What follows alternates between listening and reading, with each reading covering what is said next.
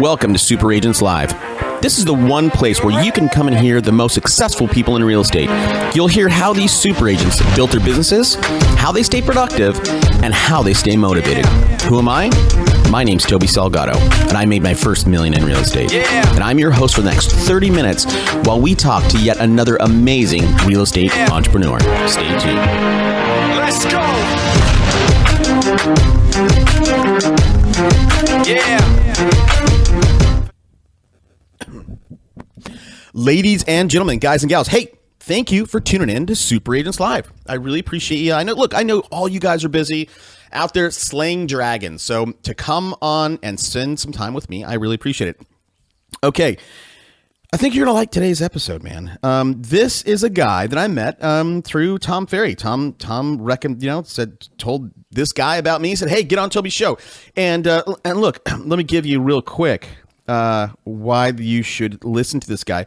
This guy is on the board. He's got an interesting background, number one. But number two, he's on the board of Zillow, a publicly traded company. Do you know how hard that is? You got to really be somebody to be on the board of a publicly traded company. So look, I was fortunate to have this guy on. Here's what we talked about. We spent a lot of time talking about how to stay relevant.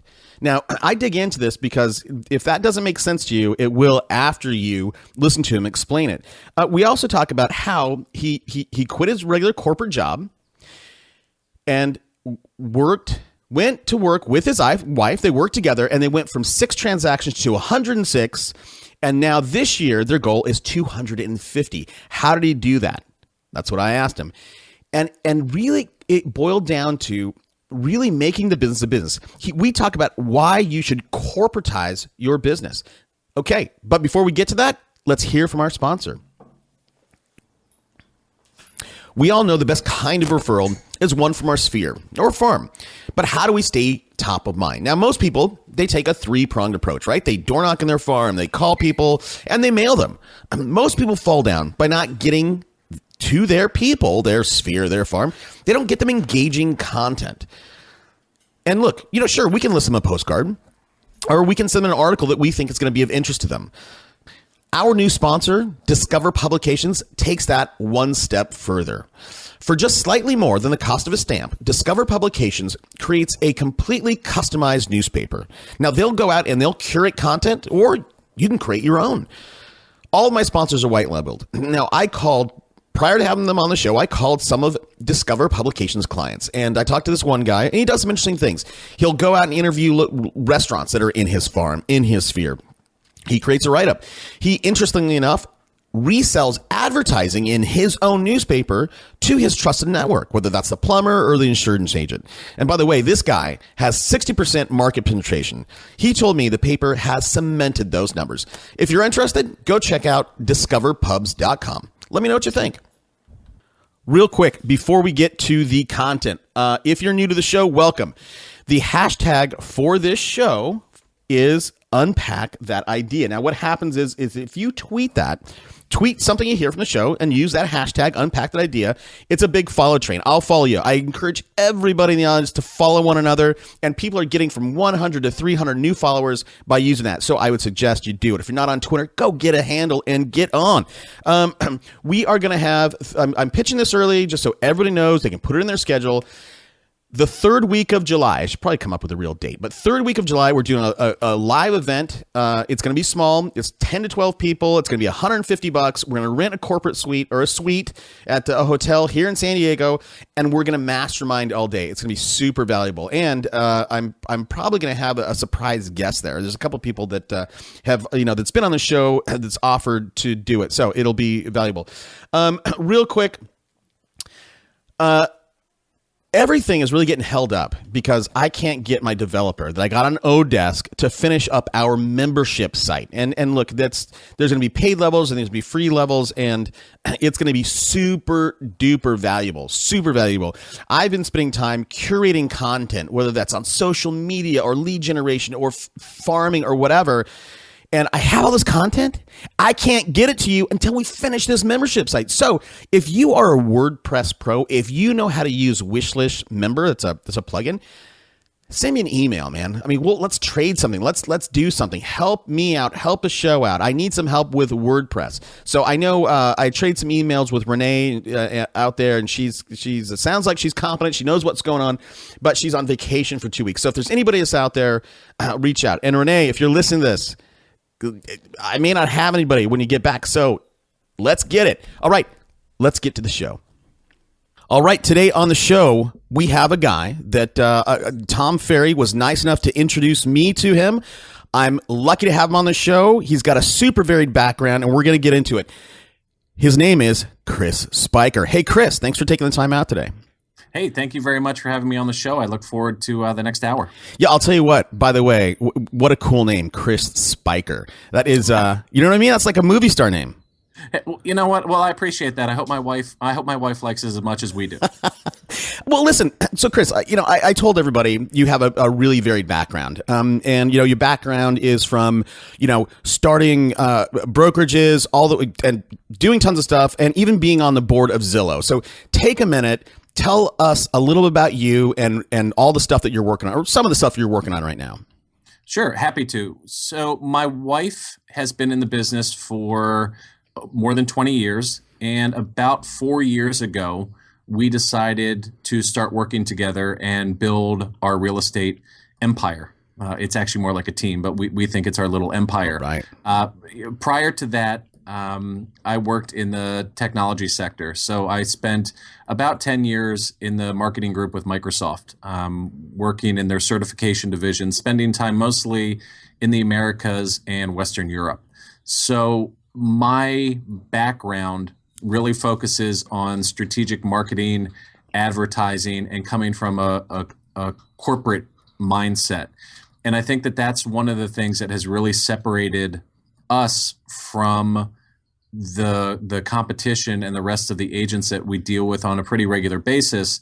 And I'll give you a quick example. When I joined my wife, she's an excellent agent. She's a master negotiator. She's amazing with clients, but she was struggling to maintain relevancy in an ever-changing climate. The internet was taking off. People were searching the web for more information. Traditional agents, I think, did not know, for the most part, how to keep relevant. So when I joined her back in 2010. That year, we did a whopping 6 transactions. That's not a lot of transactions. And last year, 2013, we ended the year with 106 transactions. Wow. Yeah. So I brought what I think is a corporate structure to the team. We have business plans and marketing plans, and we have specific things we look at when we hire. We do our due diligence and run ROI on all of our marketing programs and advertising programs. And what it's really done is allowed the people on the team, specifically my wife, to focus on what she does best and let me do everything else. So the ride has been fun so far. I said 106 last year. Our goal is 250 this year.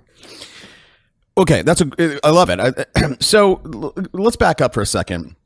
So your background is corporate in strategic marketing. You said your wife struggled with staying relevant. What does that mean to you, being relevant? What that means to me is that, using the example of Peggy Lynn, an excellent agent, great with people, a master negotiator, somebody who understands the intricacies of real estate inside and out, somebody who is amazing in front of people, but somebody who didn't fully understand the impact that technology and the internet would have on the real estate as a whole. How to make sure that her ROI for any spend that she did online was correct. How to use even DocuSign. How to make sure that if we did decide to partner with Zillow, to make sure that we looked at that and looked at ROI month over month, year over year, quarter over quarter. What were people searching for on Google to find her? What could we do at a listing presentation to separate ourselves from the herd when it comes to what we do online. And I think that was one way to remain relevant. And I think a bigger picture and something that you hear a lot of talk about now is how do agents as a whole remain relevant when data transparency is becoming more and more acceptable in our business. So that's what I mean about relevancy. And I think that there are a couple verticals that they didn't know how to remain relevant. If you look at the people that worked at record stores, if you looked at travel agents, if you look at a lot of those verticals didn't understand how to harness the power of the internet in order to help their brand and remain relevant. And I think that's critical going forward. And without having both sides of that skill set, I don't see how an agent can be successful. Okay, got it. And I'm still struggling a little bit with that because you talked about taking, what Peggy Lynn, is that your wife, Peggy Lynn or Peggy Sue? I forget. Peggy Lynn. Peggy, that's a song, Peggy Sue, huh? It's a Buddy Holly song or something. Exactly. So Peggy Lynn, she was a great negotiator, amazing with people, didn't know how to track her ROI when it came to marketing spend. So that's one piece of it. And then you talked a little bit about, how technology disintermediated travel agents, disintermediated record stores. Can you unpack that relevancy thing a bit more and how you use technology to stay relevant? I mean, are you talking about, well, go ahead. I'll take off from there. Yeah. So I think in this industry, the more and more people, there's more access to information. Right. There's more access to data. So our value to the client. So there are two things, right? Our value to the client needs to shift. Okay. We're no longer the gatekeepers of information. We're the interpreters of that information.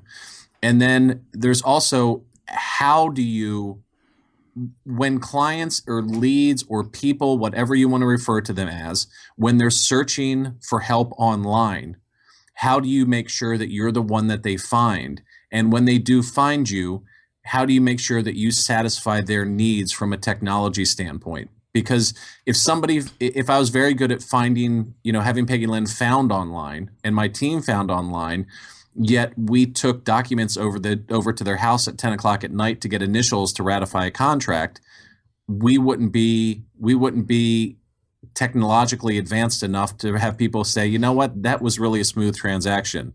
So there's relevancy across the board when it comes to keeping up with technology. And I think that whole package is what's missing. And I think that's one of the reasons, and we might get into it in a little while, that's one of the reasons that there's that shiny penny syndrome in our market. The next thing comes out, the next app comes out, the next company comes out, and they guarantee the leads, they guarantee the to make your life easier, and everybody jumps at it and spends the dollars on it instead of the slow and steady marketing plan, business plan, and relentless consistency to execute on those plans.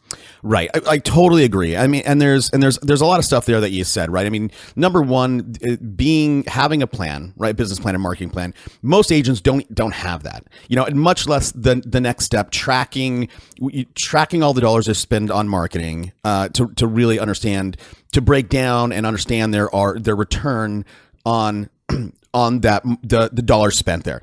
What you said earlier, again, talking about relevancy. So Peggy Lynn, she in order to prove her value to her clients, right? You can't take a stack of documents, drive them over to their house at 7:30 at night to have them sign it. So that's one piece of where you can use technology, right? I imagine just using DocuSign or something, technology to increase the value and make a smoother transaction for your client or prospect or whatever. The other piece, Chris, is you have scaled from 6 deals to 106 deals.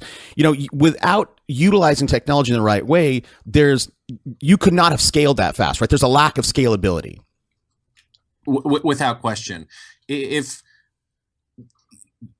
technology enables us to better serve our clients, period.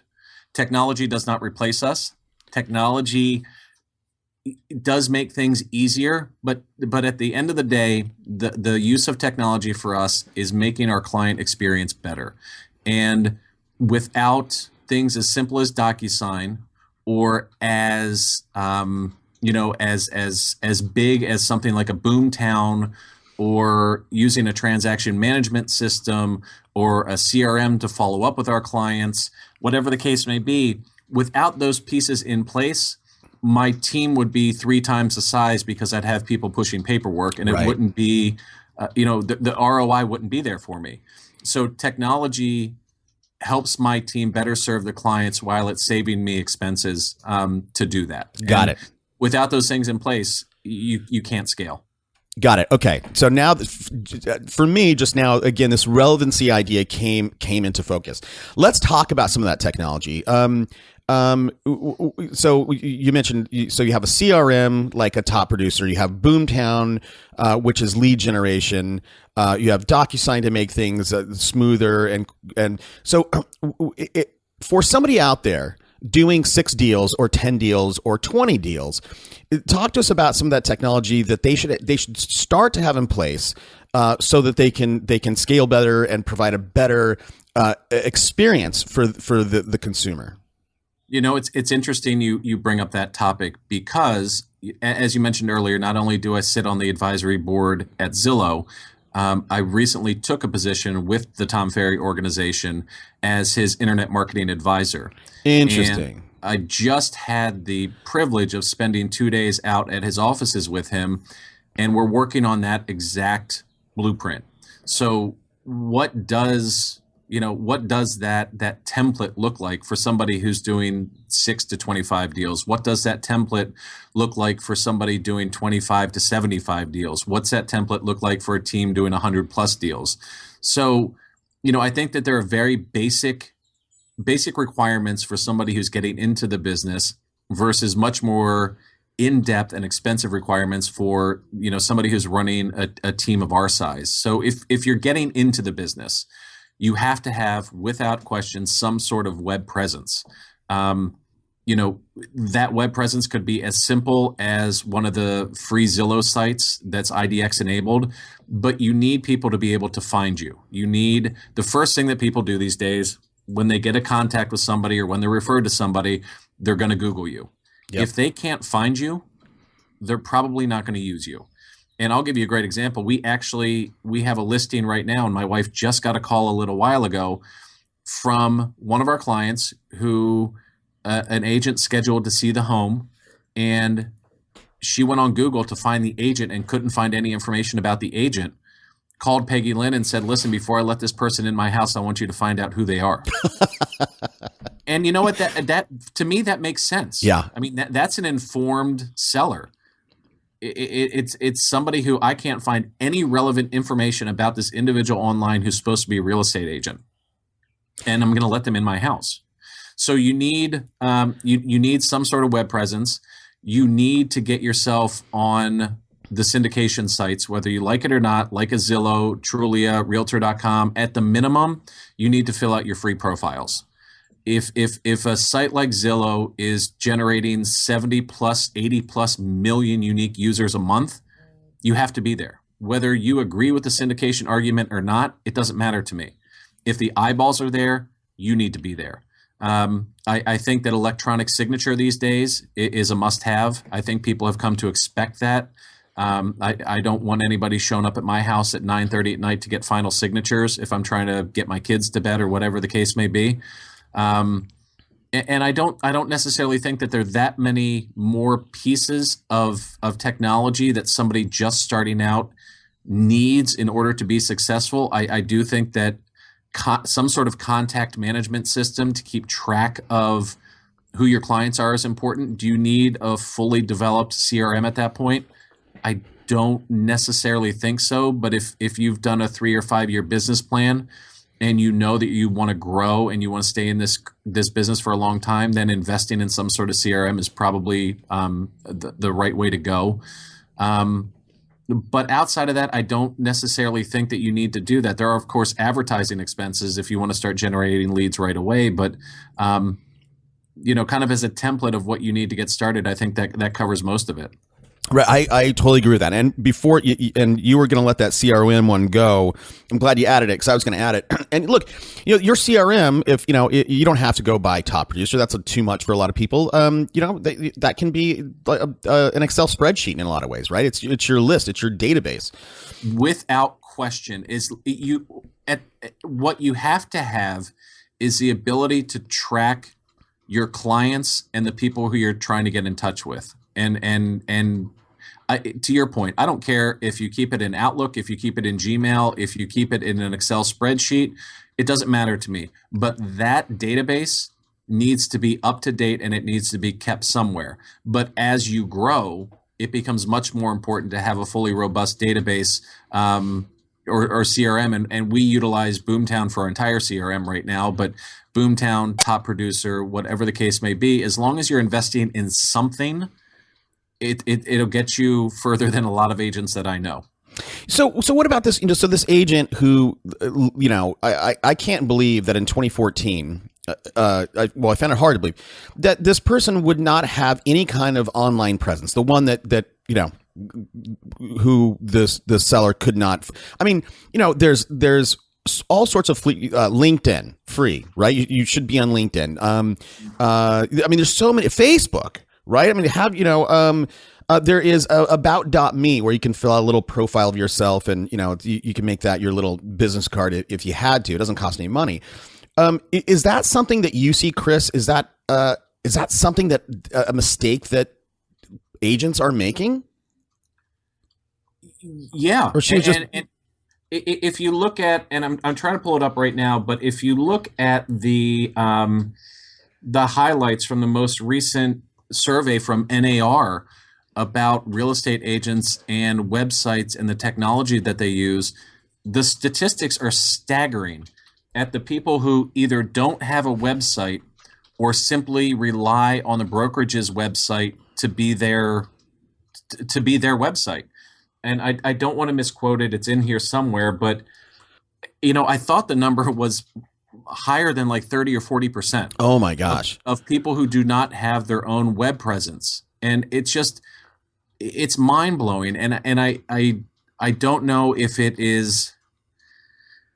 it's how quickly this market has evolved. I know that the average age of a real estate agent has grown again this year, has increased, and it's now 57 years old. It's not to say that people who are older don't have the aptitude or the ability to do that, but I think, I see it with our daughter. The older I get, the more quickly that technology changes, it does get a little bit tougher to adapt. And it's shocking the number of people that don't. It's a business card. It's your online business card. If you had the choice between having a business card or a website, don't order business cards and get yourself on the web. Yeah. And the new business card for somebody like me and you, Chris, is having a book, writing a book. That's the new business card.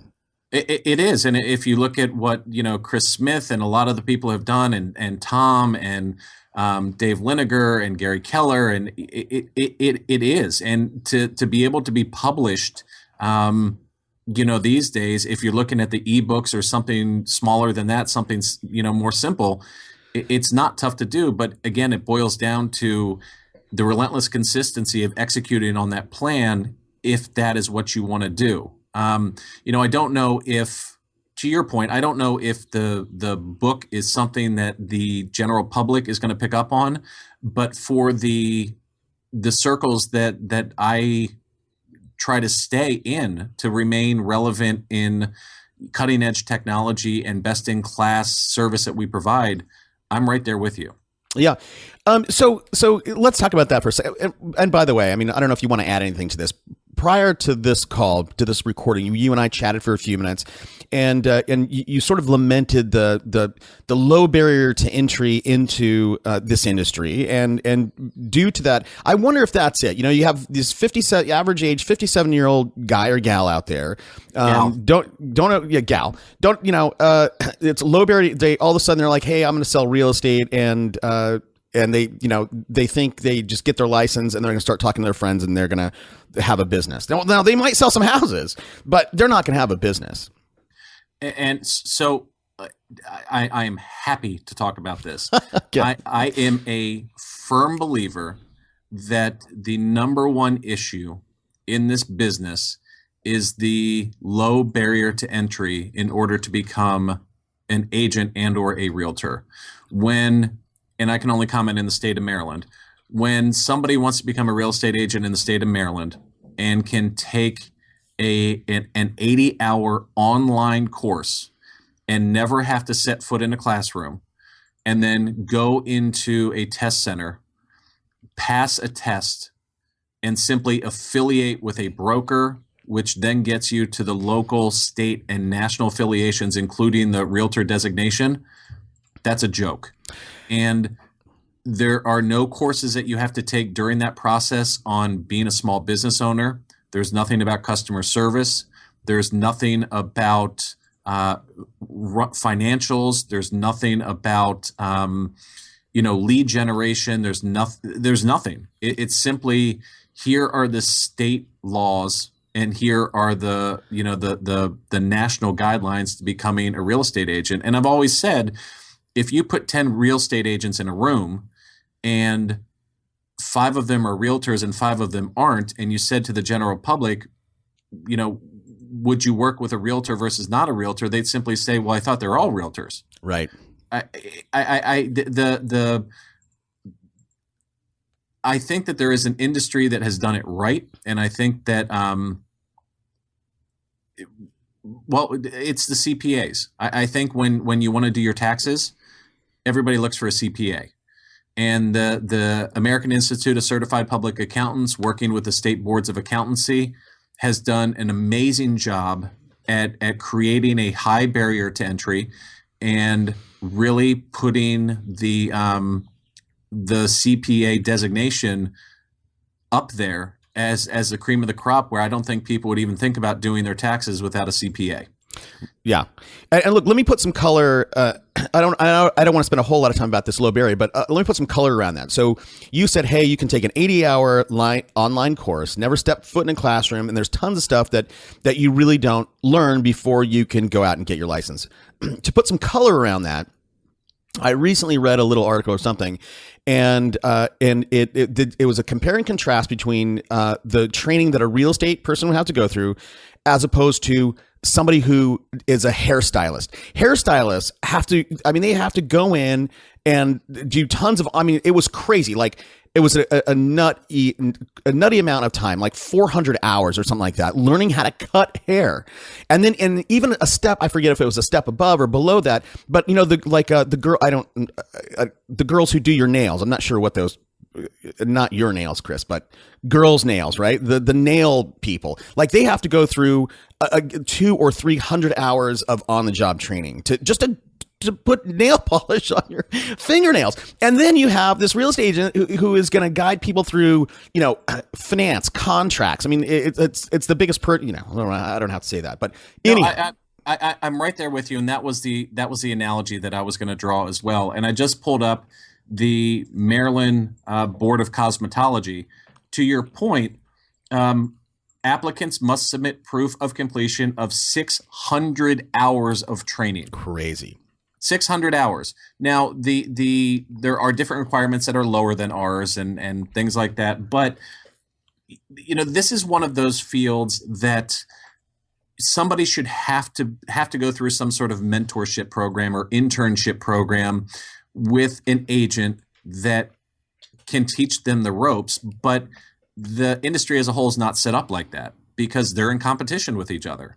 Right. So, there's so many pitfalls into that, but I think it boils down to, as we talked about, the barriers to entry are too low, and that's something that has to happen at the national and state levels. But kudos to you for looking at that cosmetology analogy, because I was going to do the same thing. Got it. Yeah, thanks. No problem. Well, look, and look, that's why the show exists in a lot of ways, right?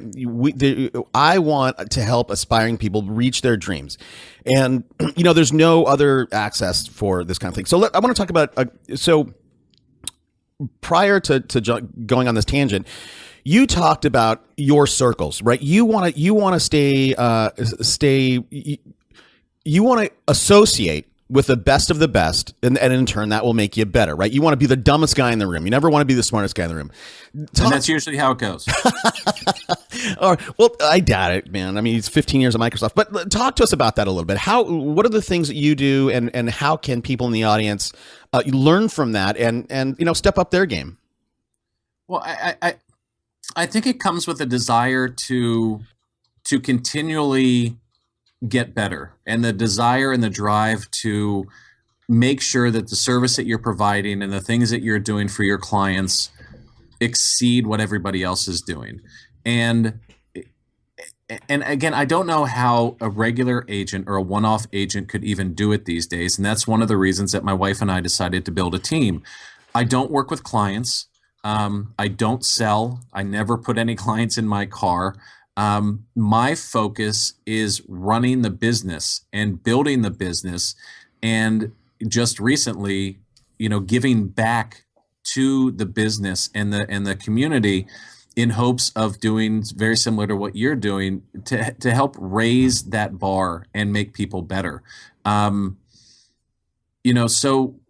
from the people that we decide to surround ourselves with, Tom Ferry, Greer, who you've had on from Boomtown, yep.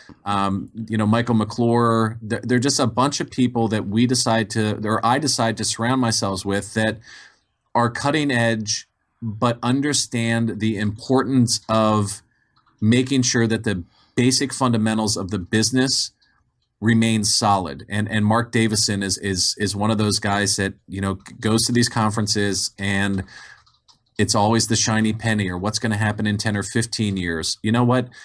10 or 15 years, let's talk about 10 or 15 weeks or months and how we can shore up our business to make sure that we're servicing our clients today. Because if we're not doing that today, 10 or 15 years won't be around. I totally agree with that. So you teed something up that I was going to ask you earlier. You said, so a minute ago, you said, let's look at 10 or 15 weeks or months. I'm not sure which you said, but so 10 or 15 weeks or months. And then 5 minutes ago, you talked about an agent, not writing out a 3 or 5 year business plan. I mean, is that something you would recommend? That's something that I wouldn't necessarily recommend because the world changes so fast. I mean, you can draft out a plan for the next 36 months, but I mean, you're going to have to alter along the way. For the people in my audience, in developing a marketing plan, developing a business plan, how far out should they be looking? 12 months at a time. I think that you need to start with the fundamentals. You need to decide what you're going to spend your money on and what you're going to execute on over the next 12 months. And at the end of that 12 months, look at your ROI and determine what's working, what's not. Go deeper with what is working, get rid of what's not working, and then decide at the end of those 12 months, where do you want to go from there? When you start talking about 3 years, 5 years, 10 years, my wife and I have that vision of where we want to be in 5 years, where we want to be in 9 years. And the truth is we're 1 year into a 10-year plan. And in 9 years, if we do another show, you'll be catching me on the beach in Hawaii drinking a Corona because we'll be done. Yeah, we're only in this for 9 more years, and that is what the plan that we're executing on. But for the general public or for the agent who isn't at that level yet, you need to know what you're doing this year. And I think that there is so much noise in this industry that if you don't have a plan in place, you'll spend $500 here, $500 there, and in 2 months, something new will come out, and you'll take your spend out of that and put it in something new when the first one you never gave a chance. And you see it less in traditional stuff. So farming, if you're sending out postcards, it's going to take 12 to 18 months to see an ROI. But in today's always on, always wired, internet instantaneous, you put $500 a month into internet lead generation, 30 days in, you don't see a return, you're angry and you want to get out of it. So create your 12-month plan, make sure that's solid, make sure that you have your spend in place and what your assumed ROI is, track that ROI on a quarterly basis, and then at the end of the year, look back and say, again, what worked, what didn't, go deep with what did, and get rid of what didn't. Let me break in here with a message from our sponsor. Our sponsor, Discover Publications, will create a customized, branded 12-page newspaper that will be sent out to your farm and sphere. Now, this paper is cheaper than you think.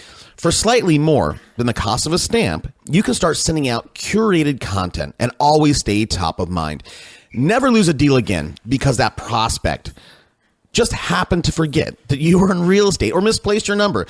Go check them out at discoverpubs.com. Well, so I mean that was a good illustration of that shiny object syndrome, right? Or you call it shiny penny syndrome or something. And you know it certainly it's death by subscription in a lot of ways, right? You throw $500 here, it doesn't work for 2 months, and you move on. How does because the world is changing very fast. New tools are coming out. How long would it take? I mean, if I let's say, you know, again, Greer has been on the show from Boomtown. We dug into his business and what he does. I take, I think it was $1,500 a month was sort of the entry. How long should I give Greer and Boomtown a chance before I move on? Once we decide to pull the trigger on something, it's very rare that we don't give something a 12-month commitment. Got it. And if we can't afford that 12-month commitment, then it's really, we shouldn't even be having the conversation with a company like Boomtown. And but it's like working out with a trainer, right? If you worked out with a trainer and gave the trainer 90 days, it's not going to work. Right. If you gave the trainer 12 months, you would probably see a decent change or the start of that change. But personally, 12 month is our minimum. I like to see a 36-month commitment because if I believe in the system and I have vetted the system and I've done my due diligence up front and talked to people that are using that system, and I have that unique ability or aptitude to understand the technology and really do a deep dive in it, I'm going to give it 3 years and I will invest in that. Now, if I run my ROI in 12 or 18 months and I'm just losing my shirt and I revisit it with the vendor and they either aren't performing to what I expect or something in the market has changed and made their technology irrelevant, I'll pull the trigger earlier. But, something like a Boomtown where part of the beauty of that site is, and CRM is the database of people that build up over an extended period of time, and then the ability to market to that database. It's not even really a 12-month play. So the longer you stick with it, the better it's going to be. And from a business perspective, you need to be in a place financially that you're okay with that and that you understand that spend, and it's not doing anything to you so negative that you can't, put dinner on the table at night. But I think 12-month is a minimum that you need to give something. Again, 3 years for us is something that we really look at. Is it a company or a piece of technology that we could see over the next 36 months really making a difference in our business? Got it. And look, that 12 month, giving that marketing channel or tactic or whatever, giving it a 12-month run ties into your 12-month business plan. Exactly. Oh man, I had a good question and I was trying to set it up with that and I totally lost it. It'll come back to me. So where are you? What are you doing now? So talk to us about where you are, if you can, Chris. Where are you spending money and getting leads from?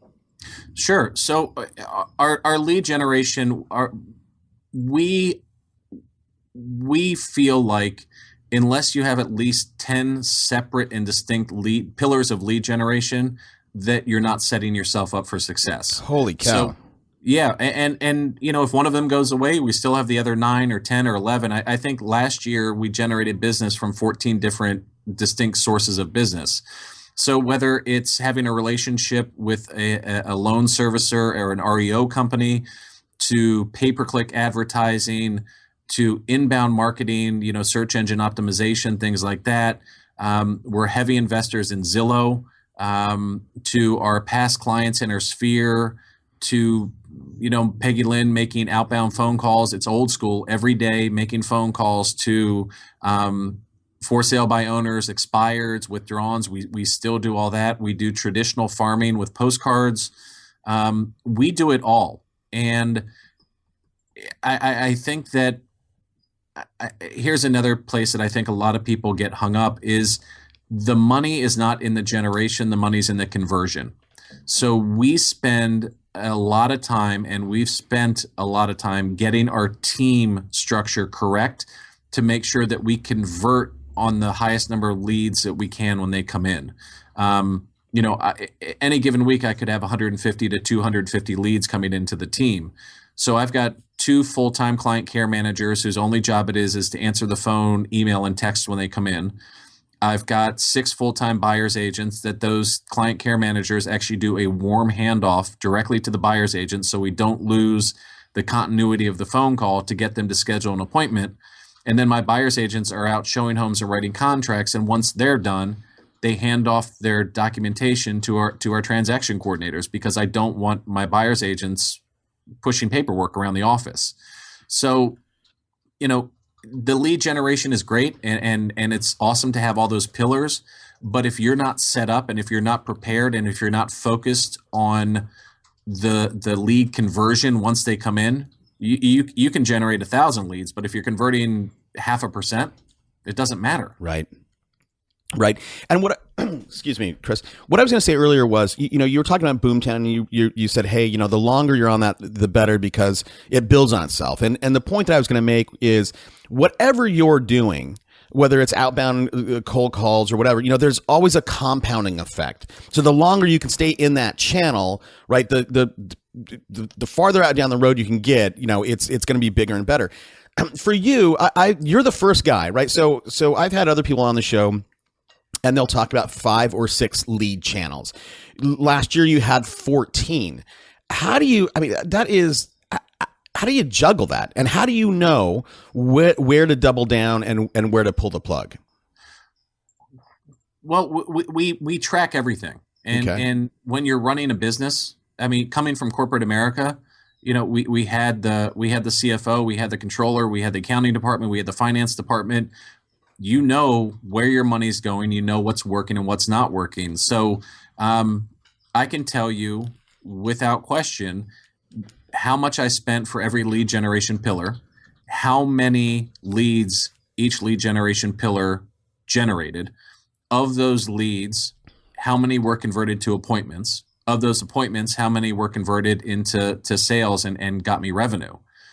And without that kind of intelligence in your business, you're flying blind. You can't you can't run a business if you don't know that information. So at the end of every year, the end of every quarter, we do it quarterly, but then I kind of roll it up at the end of every year.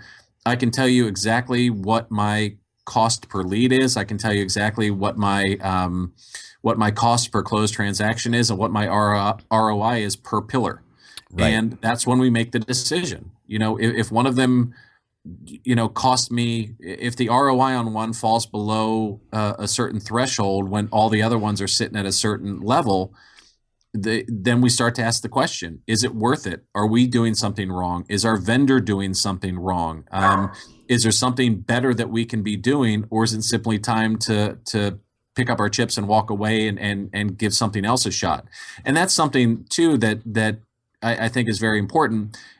Some of these new shiny objects that come out are intriguing and I think have merit in our market. So at the end of the year, when I see something that might not be performing as well, or that still has an ROI but is underperforming for my company, do I take that money and put it into the new object? Do I put it into the new thing if I've done my due diligence on it? But again, unless you're running that, you see so many agents and companies that will stop before something has caught on, or will take something that they don't think the ROI is good when it could very well be just fine, and move it towards the new shiny object without using that business intelligence to make that decision. Our business is run on data, and those data points are the only way to make intelligent decisions, whether it's marketing, advertising, or whatever the case may be. And if you're not tracking that, you're doing yourself a disservice. Right, I totally agree, and what you started this whole sort of discussion in this topic with your cost of lead per lead, and then your cost of sale or cost per deal, right, and then from that. And I'm just reiterating this because just in case people didn't catch up, or keep up with you. And then from that, your return on investment for that. How often do you see, I mean, certainly, you're going to throw money at these 10 or 14 channels. Some of them are going to give you more leads than others. And others will have higher conversion rates. Is it just the ROI for you where where to double down on? And I guess here's my real question, right? If you can't convert, that's on you. It's not necessarily the fault of the lead, right? So do you ever, if you were getting internet leads, which we know have a long gestation period, you know what I mean? Is it something that you're not doing? If you're not converting those leads, is it something that you can get better at? Because maybe those are cheaper. You know what I mean? I don't know if I don't think I asked that as well as I could have. No, without question, and you see and hear that all the time in our business is, the leads suck. They're no good. The leads you're getting me aren't any good. Here's the deal: is whenever a lead contacts you, that lead has raised their hand and said, "I want more information." Or I want the assistance of somebody on the other side of that screen. What you do with that lead and how well you can convert those leads is your problem. If you know that you're doing the best you can and you are keeping up with best-in-class conversion techniques and scripts and dialogues and how quickly you're answering the phone and how quickly you're responding and you're doing all that, then you can look at the ROI strictly from a number standpoint. But if for instance you launch a new program and you're inundated with leads and your time to contact for the first lead goes from, ours runs about 90 seconds and that goes, all of a sudden goes from 90 seconds to 9 minutes, that's my problem. I as a company owner have failed to set my team up for success. But once we make contact with that lead, then it's all about my team members and what they can do. So, I think if you're looking at leveling the playing field, to your point, yeah, it's all about ROI. If you can't convert, maybe you're just not a good converter, and maybe those internet lead generation portals for you aren't something you should focus on. Maybe you should focus on your sphere. Right. Maybe you should focus on making the phone calls. Maybe you should focus on sending out postcards and market updates and doing things like that, because the internet is a completely different animal. Yeah, I completely agree with that. So what are you doing? Like unpack what you're doing with Tom Ferry. I know you're the internet marketing guy for Tom Ferry, which I think is very, very cool. You're putting together these packages. What's the long 12-month vision for what you're doing with Tom Ferry? Well, so it's a couple things. It's taking industry, kind of taking trends and topics that are hot in the industry right now that a lot of his clients and a lot of the coaches are talking about. So I'll give you an example. Something that everybody seems to be talking about today is landing pages for people getting values of their homes. Yep. So I'm doing a white paper for him on that. What are the best? Chris, not to jump in real quick, the guy you should talk to, and you probably have, is Mitch Reback. Mitch Reback? Yeah, do you know Mitch? I don't, but I'm talking to the guys at Unbounce. Is he over at that group? No. Okay. Go ahead. Sorry. No, it's all good. So taking something like that and putting together pros, cons, best practices, pitfalls, what to look for, what are the best design ideas, and really putting that into a package that he can then take out, or that we can take out to the coaches, who can then have a deep understanding of that, who then can go out to the clients and speak intelligently to the clients. So taking one topic each month and doing that.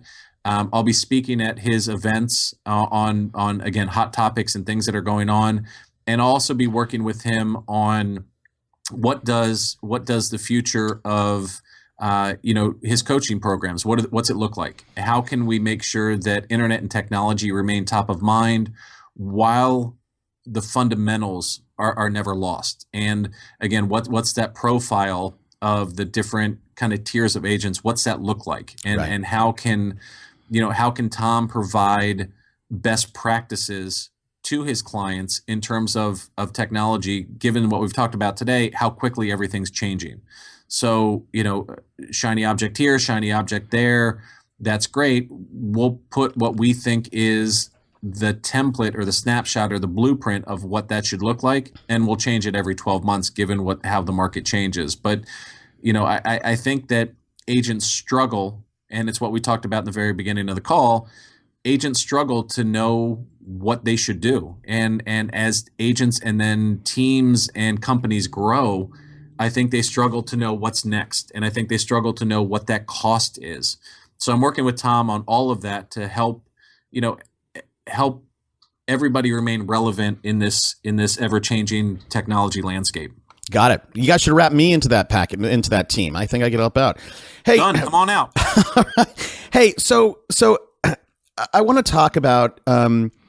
You have this corporate background. You took Peggy Lynn from 6 to 106 deals, and your vision for this year is not to go 150. You're going to go 250, and I find it fascinating that guys like you, right? How do you keep pushing it? How do you keep moving the goalpost forward or the ball down the field when you really don't need to? You could build a tidy little business doing, you're not selling, Chris. You don't put anybody in your car. You're managing a team and you're turning it into this tuned machine. Why not just do 100 deals a year? And you can go to the beach right now, go to Hawaii right now with a Corona in your hand. Amen. So how do I move the goalpost forward? Yeah, in your very mind. Carefully when I'm in business with my wife. Okay. And that's serious. She is amazing at what she does, and we have a vision of what we want to build, and for us it starts with what are we, and in understanding that I think we're in a very different position than a lot of teams are in or agents are in. We have the end goal in mind. How much money do we need in the bank and or invested, or how many investment properties do we need to have that at the end of 9 years, we don't have to work anymore? So given that, I need to work backwards on, given our average commission and given the number of deals that I expect out of each team member, how many deals do I need to do each year in order to achieve that vision? So it's all a mathematical equation for me. But Peggy Lynn she inspires, she motivates.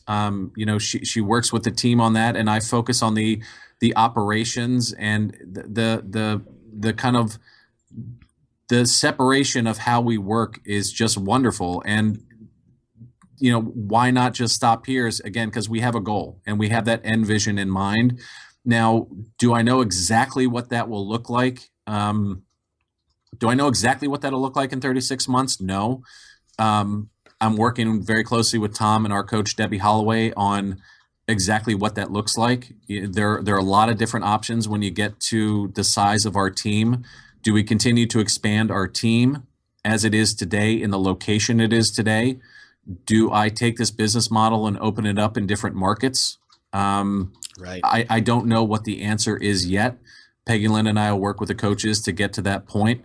But one of the things that when we get to this point, and talking about going to sit on the beach, is Peggy Lynn and I are at the point right now where we've built up the team to a very nice number, and the people that are working,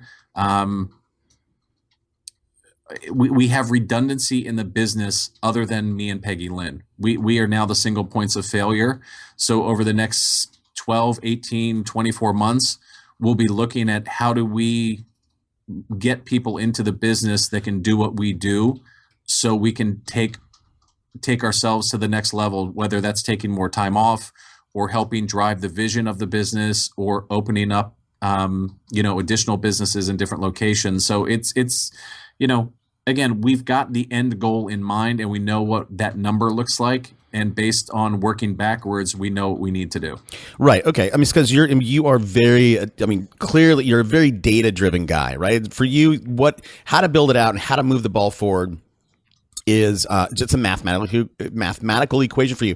What's that number, Chris? And if you don't want to share it with me, that's fine. But I mean, is it more than, I mean, look, I believe it's more than 10 million. Is it between 10 and 20 million? It would be higher than that. Got it. Okay.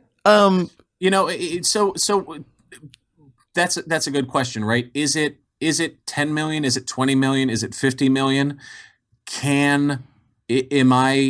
I am a firm believer. I won't ask it as a question. I am a firm believer that when you get to something like a 10 million, that you can turn around and invest that 10 million in different ways to make that 10 million into 50 without having to put clients in your car. So it's work, build, turn that around and invest it strategically so that money, not stock market kind of stuff, but invest that money strategically in either companies or technologies or additional teams that can continue to grow that wealth. Right. I totally agree. I had a personal conversation with a guy named David Osborne, the COO of Keller Williams. Do you know David? I know of him. Okay. And he's how old are you, Chris? By the way, I'm 44. I'm 41. Okay, we're similar age, and David's our age as well. And he has built out his big deal. Him and Pat Hyben and Patrick Lilly, they're all working on building as much horizontal income as they can. And at this point, David makes about $4 million a year, and the majority of that is from different investments. And I said, David, like, how much is enough for you? I said, $4 million. That's a nice little life. It's all coming in passively. What's your end game? And he's like, look, man, I want to make $100 million. And then he said, but as over the last few years, I felt like that was thinking too small. Now I think it's $1 billion. And for me, Chris, here's my deal. For me, my number is between 10 and 20 million. And let's call it 15 million, right? If I had 15 million bucks, I'm happy. I don't need to have 50 or 100. I have multiple Porsches right now. I live in a fantastic house. I don't know what I'd do with it. And I think that lack, Chris, for me personally, this inability to think bigger of 50 million or 100 million is limiting my growth today. And that's why I asked that question for you is how do you think that big, that $50 million big? And you may not reach it. Maybe you'll get to 30 million, but you know what? That's a great number. Exactly. And Tom's always said that to us. Like, imagine your goal is to sell $100 million in real estate every year, but you fail miserably and only sell 80. Right. You still sold $80 million worth of real estate in a year. And that question that you just posed, how much is enough, is the question that Peggy Lynn and I struggle with the most. Is what is that number? Because we know a lot of people that are worth a lot of money and they're still working their asses off every day. Right. And we look at them, in their 60s and 70s and think to ourselves, I don't want that. No. I don't want to be that guy who is still just working and working and working just to get more. So that is something we're not struggling with, but we're trying to figure out exactly what that number is. But I think it has to do with finding out what the number is where we can turn around and invest that money so we're making passive income and actually not working in the business anymore. And if we decide that number is 2 million, great, it's 2 million. If we decide it's 50, great, it's 50, 100. I don't know exactly what that number is. We have the idea in our head right now. But again, that's the wild card for us. But that's an amazing wild card to have. Yeah. I think that 90, I don't know what the statistic would be, but I'm guessing it's probably 99% of agents and maybe higher never have that conversation. Right. because they're just going to work until they fall over. And I pray that they've got something put away. For us, it's not about that. It's about being comfortable for us, leaving something for our daughter, spending a lot of time in Hawaii, and being able to travel and be happy and not having to ever worry about money. That is it. That's what you wrapped it up right where I was gonna lead off from. That 70-year-old guy that is still working, that is already wealthy. One thing, I've seen those guys. I know those guys, and you know what? They still worry. They don't need to worry from my viewpoint, but they worry. And I don't know what that is, but Tom shared when he was on the show. He shared with me what he does, his morning ritual, and I won't go through the whole thing, but he wraps up in talking about money. He wraps up his morning ritual by he knows how much he wants to make personally, not from his company, but him personally, and he writes it down every day, but he multiplies it by 3. Now, I didn't ask him what that number was, just because I that would have led into his company revenue, but. Do you do something like that? Do you take that number? Has Tom ever shared that with you? Something similar. We were with him a few years ago and had the conversation about money, and we wrote down what that number was. And in regular Tom fashion, he walked by very nonchalantly, looked at the number that Peggy Lynn and I wrote down, and simply said, "Add a 0." And 3 years ago, we thought, "You're nuts, dude. You're crazy. Like that's ludicrous." 3 years later, we're thinking to ourselves, yeah, that's doable. And why don't we double that, or why don't we triple that? So, Peggy Lynn has a very similar routine to Tom's. She worked with Tom and Debbie, our coach, and Gino Buffari, the CEO of Intero Real Estate, on that morning routine. And her morning routine includes, I make X dollars every month. So, and inevitably, whatever she writes down and whatever she sets her mind to, and we decide that that's what we're going to do, it comes to fruition. Amazing. So, very big on the morning routines and the morning rituals to get your mindset and straight throughout the day. And, but again, to your point, the big question is how much is enough? Because, we are not going to be working when we're 60. We're done. And I have no problem reaching whatever number that is and walking into the team that day. And if they hear this, they know it's coming. We'll walk in one day and say, we're done. And now we will have set up an exit plan. We will have either somebody purchasing the business or we'll go through and do all that. We're not just going to walk away from what we've built, but we know we're walking away. We know when we're walking away. The question is, how much do we need to get there? And then how much do we want to make after that to make life easy? Right.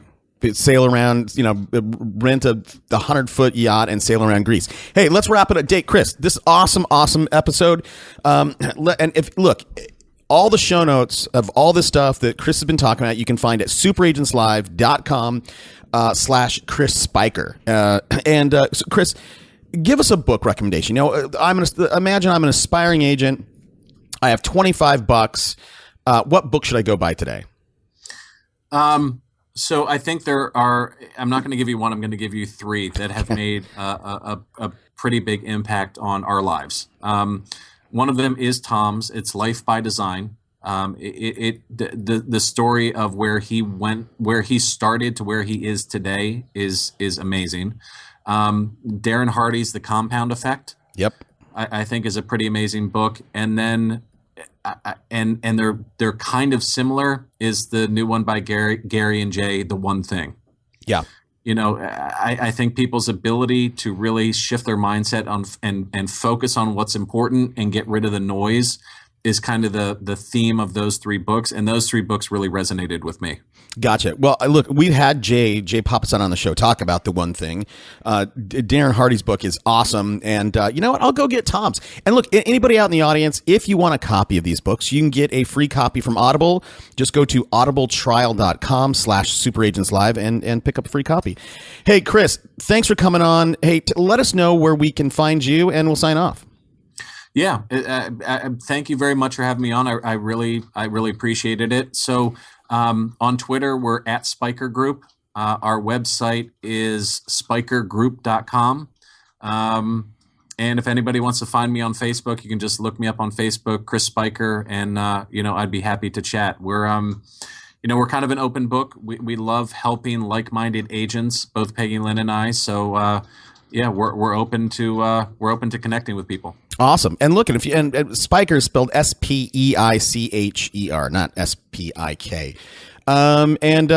If you're a go-getter out there and you're in Chris's town, I'm sure he's always looking for talent. Yeah, definitely. If you're in the Montgomery and Howard County areas in Maryland, please look us up. Yeah, buy him coffee. And look, and if you've enjoyed this episode as much as I have, reach out to Chris on Twitter or send him an email and thank him for his time. Because look, he has spent a total of 59 seconds, 59 minutes with me. So I know your ROI, and this has probably cost you $8,000 spending an hour with me. So I appreciate it, Chris. And who I'd love to have on? I'd love to have Peggy on. Peggy Lynn. She would not only love to be on, but she's been sitting right behind me the whole time. Oh, get on the computer. So I'm sure she would love to come on. Her her focus is really mindset, and she is 100% a listing agent. Doesn't work with buyers, and her story, if she can get through it without without emotion, which she's an emotional person about her story, and she should be, because she's got an amazing story. I think will really resonate and move the people in your audience. Oh man, you teed that up. I'm excited about it. And look, I really want to find out what it's like to, you said earlier, you two guys and your skill sets and your work styles are super complementary. And I want to know about that from Peggy Lynn's perspective. And I also want to know what it's like. It's got to be tough. You wake up next to Peggy Lynn, you see her face as well as she sees yours. You go to work, you see each other's faces, and you eat dinner. Look, enough's enough.